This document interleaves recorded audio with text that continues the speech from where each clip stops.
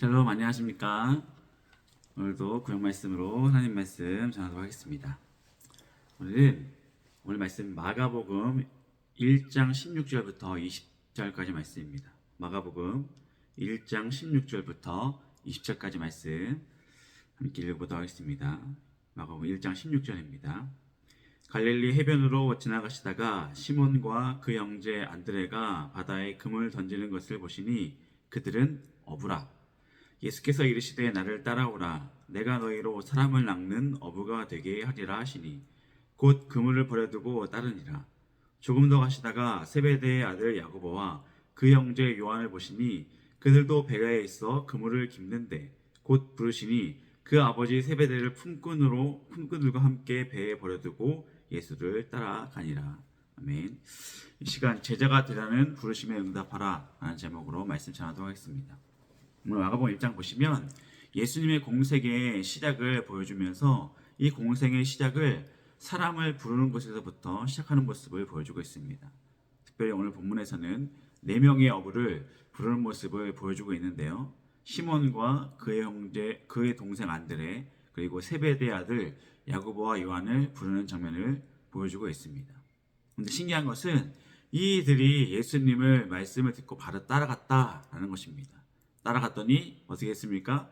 예수님의 제자가 되더라라는 것입니다. 그래서 오늘 말씀이 제자가 되라는 부르심에 응답하라라는 것인데요. 제자가 되기 위해서는 일단은 이 스승의 부르심에 응답을 해야 된다라는 것입니다. 근데 신기한 것은 이 어부인 4명의 어부를 부르신 이 스승의 직업이 무엇입니까? 목수입니다. 목수가 어부를 부르는데 어부가 이 목수를 그냥 순종으로 즉각 따라갔다라는 것입니다. 그래서 오늘 말씀에 우리에게 무엇을 말하고 있습니까? 제자가 되기 위해서는 일단은 순종이 필요한데 순종하기 위해서는 이 제자가 되기 위한 사람들의 결단이 필요하다라는 것입니다. 결단이 필요하다. 마찬가지로 우리가 예수님께 나아가기 위해서는 믿지 않는 상태에서 믿음으로 나아가기 위해서는 우리 성도들한테도 결단이 필요하다라는 것이죠. 그래서 예수님은 이렇게 제자를 부르십니다. 마찬가지로 하나님께서 하나님과의 그 계획과 그 역사 가운데서는 사람을 통해서 일할 때가 참 많습니다. 성경을 쭉 보시면 구약부터 신약까지 하나님께서 수많은 사람들을 택하셔서 하나님의 역사 가운데 계획 가운데 사용하고 계심을 볼 수가 있습니다. 그것은 처음부터 하나님께서는 사용하십니다. 천지를 창조하시고 에덴을 만들고 난 다음에 어떻게 하십니까? 아담과 하와를 세워놓으신 다음에 이 에덴 동산의 관리를 맡기시죠. 마찬가지로 예수님께서도 본격적으로 공생애를 시작하시는데 사람을 택해서 함께 나아간다는 것입니다. 근데 신기한 것은 이 제자를 부르실 때 우리가 생각하기에 제자를 부를 때 우리는 뭐 이제 익숙하죠. 이런 경쟁 사회는 익숙합니다. 그래서 최고로 잘하는 사람들을 뽑아가지고 삼성, 뭐 LG, 막 대기업 막 그 들어가는 거 보면 정말 잘하는 사람 어떻게든 최고의 사람을 뽑기 위해서 회사가 최고의 지원자를 뽑죠. 너희들 중에서 가장 최고를 뽑겠다 하면서 경쟁시켜 놓고 예수님께서는 이 지원자들을 모집하지 않으십니다. 지원자 내 제자 될 사람 하면서 모으지 않습니다. 선발하지 않으십니다. 어떻게 하십니까? 예수님께서 그 사람에게 직접 가서 너 내 제자 될래? 하면서 뽑아오십니다. 직접 가서 예수님께서 마음에 합당한 사람, 제자가 될 만한 사람들을 직접 뽑으시죠. 어떤 면에서 주님의 마음에 드는지 우리는 알 수 없습니다. 그러나 주님은 제자를 부르실 때 확신을 가지고 부르시죠. 너 내 제자 되라. 성경에서 다 나오지 않지만 예수님이 제자를 부르실 때 거부한 사람이 없습니다. 뭐 한 명 있긴 합니다. 나랑 함께 가자 했을 때 거부한 사람이 있었죠. 여러분도 기억하십니까? 한 부자 청년이 자신의 그 부유함을 내려놓지 못해서 예수님을 따라가지 못했죠. 근데 예수님께서는 그가 돌아갈 것을 이미 예상하셨습니다. 예상했음에도 불구하고 그냥 마음을 알고 있음에도 불구하고 그냥 너 내 제자 되라 하면서 이 부자 청년에게 화두를 던져주신 것이지 제자로 그 청년을 무조건 삼으려고 하신 것이 아니었다는 것이죠. 한마디로 예수님께서는 이 제자를 삼으려고 했던 사람, 그 제자가 되기 위해서 확신된 사람만 제자로 뽑으셨다라는 것입니다. 그래서 거부한 사람이 없었다는 것이죠. 마찬가지로 예수님께서는 이 땅 가운데서도, 성도들 가운데서도 제자를 우리 성도라고 우리가 좀 비교할 때, 비려 볼 때 성도가 될 사람을 예수님께서는 지금도, 주님께서는 부르신다라는 것입니다. 택하셨다라는 것이죠. 그래서 지금 장로교에서는 그 예정설이라고 하는데, 성도가 될 사람, 예수님을 믿고 구원을 받을 사람들이 이미 예정되어 있다라는 것을 예정설이라고 부르고 있는데, 그것은 벌써 주님께서는 우리의 마음을 미리 아시기 때문에 성도가 될 사람과 되지 않을 사람들을 벌써 알고 계신다라는 것을 말하고 있습니다.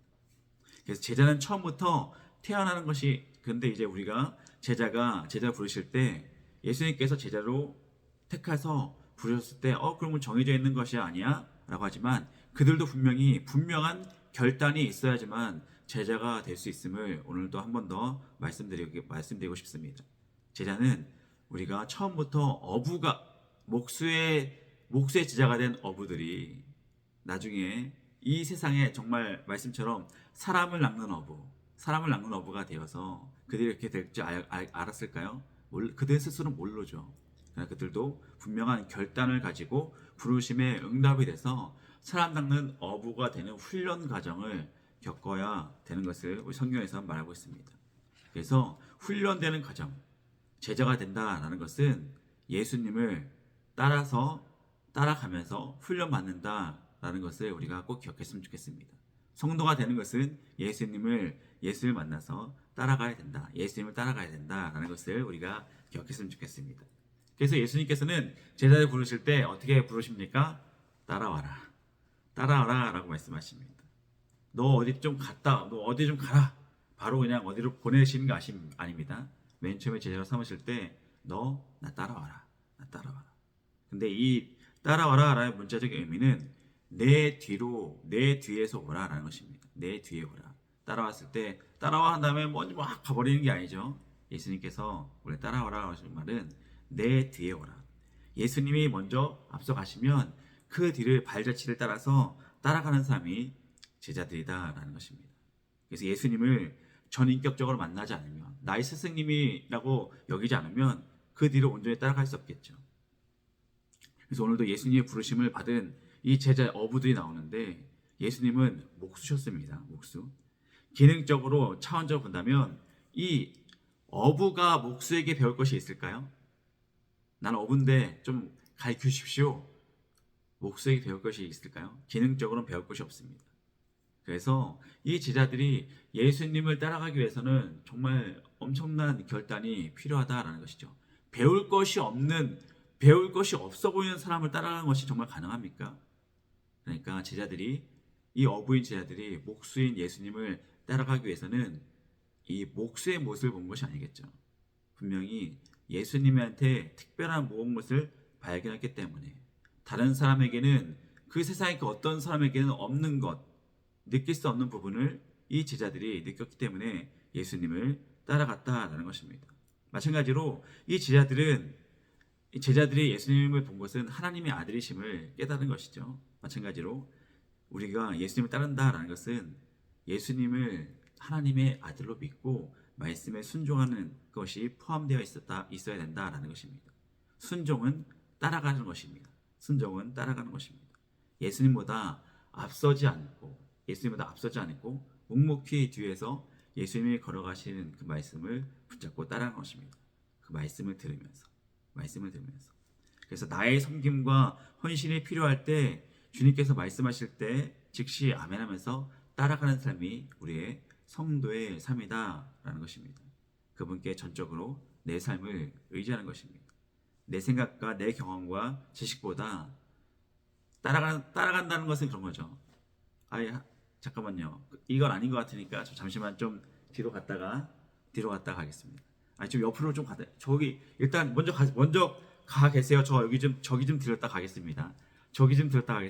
이게 아니라 주님께서 원하시는 삶이 그것이라면, 주님께서 저쪽에서 아직도 내 앞에서 따라와라 말씀하시고 계시는데, 내 생각과 경험과 지식은 내려놓고 주님을 온전히 내 생각과 다르다 하더라도 따라가는 삶이 제자의 삶, 성도의 삶이다 라는 것입니다.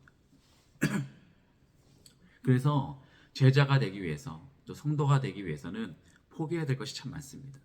세상 것, 우리가 생각하기에 내가 원하는 것이 세상 것일 수도 있을 수 있는데 정말 주님께서 원하지 않는 것을 많이 버려야 될 것입니다. 많이 포기해야 될 것입니다.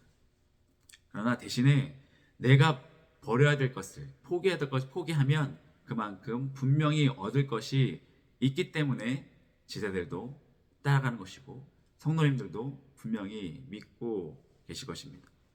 본문에서는 시몬과 안드레는 그물을 버려두고 예수님을 따랐습니다. 야고보와 요한도 배와 그물을 버리고 또 거기 또 성경에 나오면 아버지와 품꾼을 버려두고 예수님을 따랐다라는 것입니다.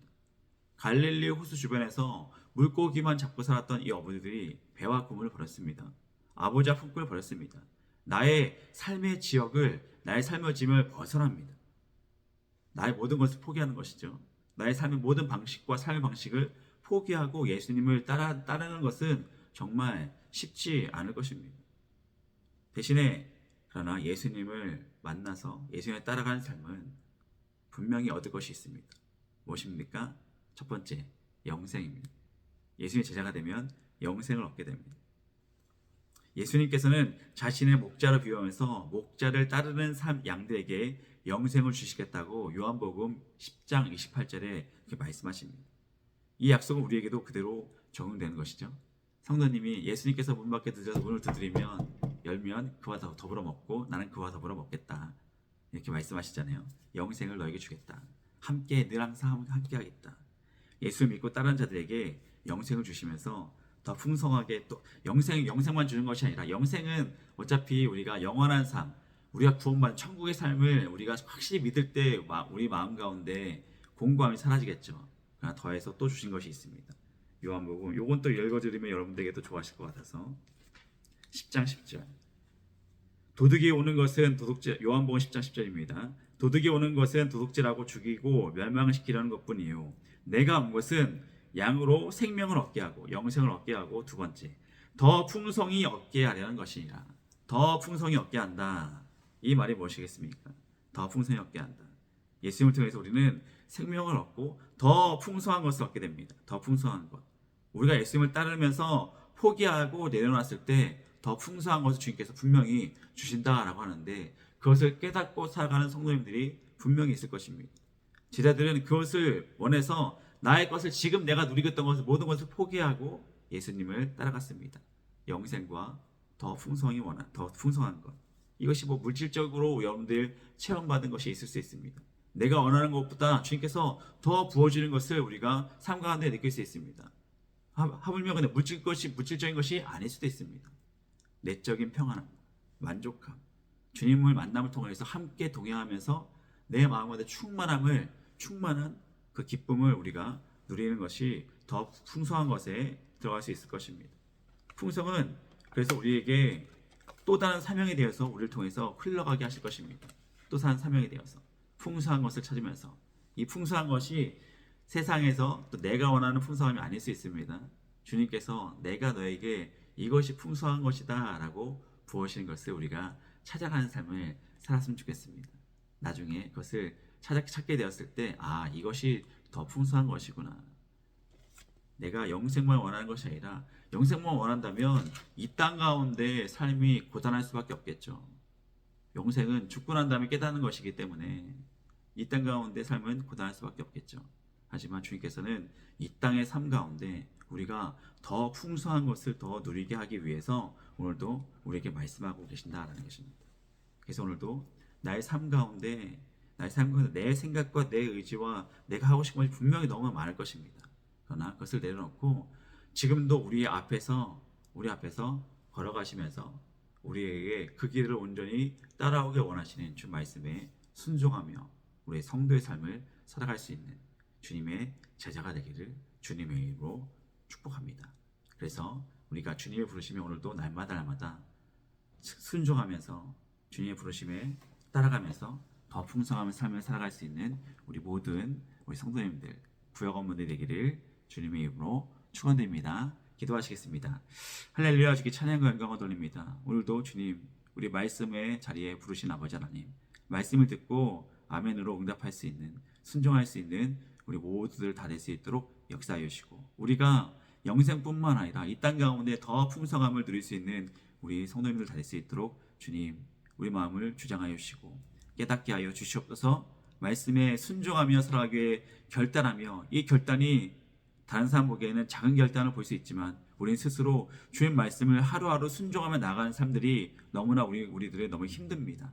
이 작은 결단들이 너무 힘듭니다. 그러나 이 결단함을 통하여서 주님을 따라갔을 때 주님께 주시는 그 더 풍성함을 누리게 하여 주시고, 이 땅 가운데부터 천국을 누리며 우리 가정과 또 이웃들에게 하나님 복음을 즐거이 전할 수 있는 주님의 제자들, 거룩한 성도님들 다 될 수 있도록 역사하여 주시옵소서. 특별히 이번 주에는 설 명절이 있습니다. 설 명절 가운데 우리 모습을 통하여서 믿지 않는 우리 가정의 가족들과 또 친척들과 이웃들이 우리 모습을 통하여서 주님 모습을 바라보게 하여 주시고, 특별히 우리가 복음을 전할 수 있는 기회도 허락하여 주셔서 복음을 전하며 주님께서 우리에게 원하시는 삶들을 살아갈 수 있는 주님의 성도님들 다 될 수 있도록 역사하여 주시옵소서. 감사드리며 예수님 이름으로 기도하였습니다.